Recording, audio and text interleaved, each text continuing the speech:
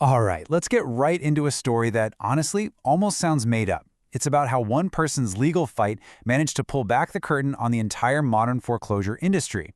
This is a case that seems to completely defy logic, and it pits a single homeowner against a system that has become unbelievably complex and, as some people argue, completely broken. So everything kicks off with this one homeowner, a guy named Jeremy Bass, who starts digging and uncovers some serious contradictions in his own foreclosure. But as this quote points out, his fight, it's about way more than just his own house. It raises these huge questions that could potentially affect millions of other homeowners. And right here, this is the absolute core of the whole thing. It's a question that on the surface just doesn't make any sense. A paid-off loan can't be defaulted on, right? Well, to figure out how we even got here, we have to do what he did. We have to follow the paper trail. And, that's where things start to get really weird. Okay, so to really get what this fight is about, you have to look at the documents themselves, the paperwork that this entire legal case is built on. The real story isn't just about a house, it's about what's filed or not filed down at the county recorder's office. So check out this timeline. It all seems pretty standard until October 2009. That's when two completely contradictory things happen.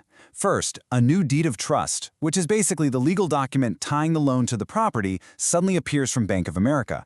But then, on that very same day, another document gets filed called a full reconveyance. Now, you can think of a reconveyance as a receipt. It's the official, legally binding paper that says, hey, this original debt is paid in full. It's satisfied. Done. So, here's the mystery, right? If the loan was officially declared paid off, how on earth could a foreclosure start years later based on that same debt? And here's the kicker. The entire foreclosure, the whole legal action, it all hangs on that one document from 2009. A document that's not only contradicted by another filing on the same day, but one that the homeowner, Jeremy Bass, says is a total fraud. He alleges his signature on it was forged. This single piece of paper is the linchpin for the entire case against him. Now, a situation like this, it doesn't just pop up out of nowhere. To really understand how a paper trail could get this messy, we need to zoom out and look at the system that created it. A system that was born out of the chaos of the 2008 financial crisis, which a lot of people now just call the foreclosure machine. After 2008, the mortgage industry was drowning in defaults. So to keep up, they built this system to just churn through foreclosures at lightning speed. And this gave rise to the robo-signer. We're talking about employees signing stacks and stacks of legal documents every single day, often without any idea if the information was even correct. As you can imagine, this led to just massive paperwork problems and, of course, accusations of widespread fraud. And at the very same time, another system was changing the game, MERS. It was set up to make trading mortgages way faster and cheaper.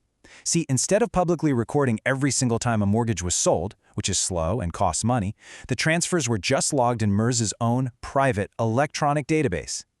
And this table just lays out the problem perfectly. The old way, the traditional way, was slow, sure, but it was clear. Everyone knew who owned the loan. The MERS system, on the other hand, was super fast, but it often created this tangled, broken chain of title. It became almost impossible to prove who actually owned a mortgage. And that confusion, that lack of clarity, set the stage for exactly these kinds of conflicts. Okay, so with that context, let's zoom back in on this specific case and take a look at the trustee's auction itself, the moment the property was actually sold. Because the homeowner alleges that what went down on the courthouse steps wasn't a real auction at all. Bass lays out this sequence of events as his proof that the sale was rigged. First, the winning bidders actually admitted they talked with the trustee before the auction. Second, they showed up with checks that were already printed for the exact final price. Now think about that. How is that even possible in a competitive auction where you don't know the final price? And then the third thing, the official record calls the sale a credit bid. A credit bid is when the bank buys back the property using the debt that's owed. But that's not what happened. These guys paid with cash, with checks. Bass argues that all these contradictions prove the sale was a done deal before it even started.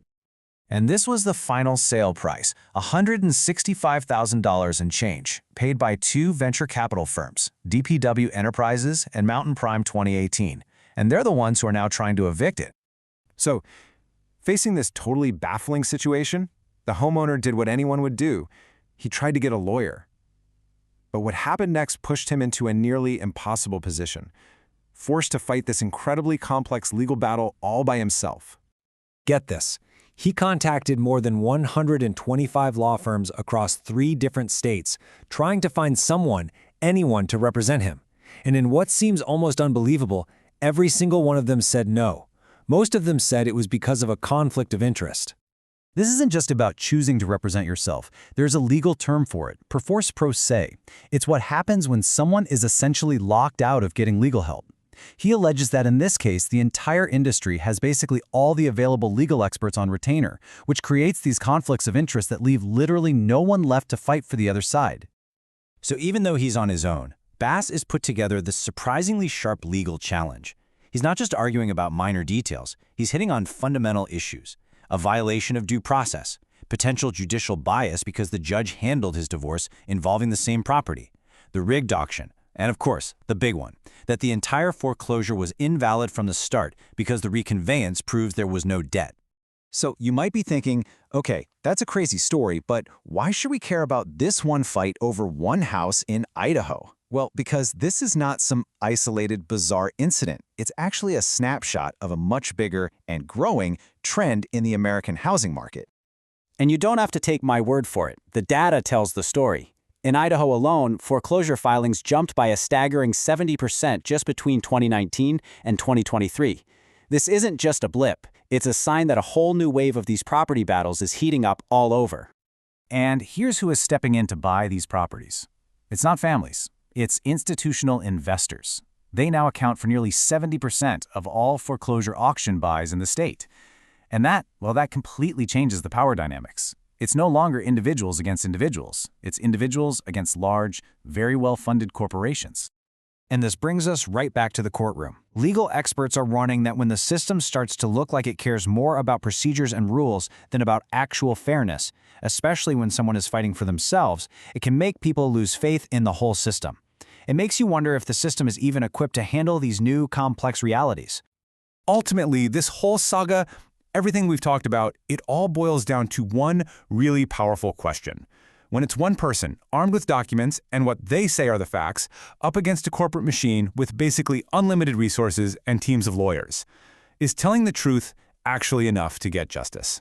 This case is still working its way through the courts, and the answer to that question, well, we're all still waiting to see.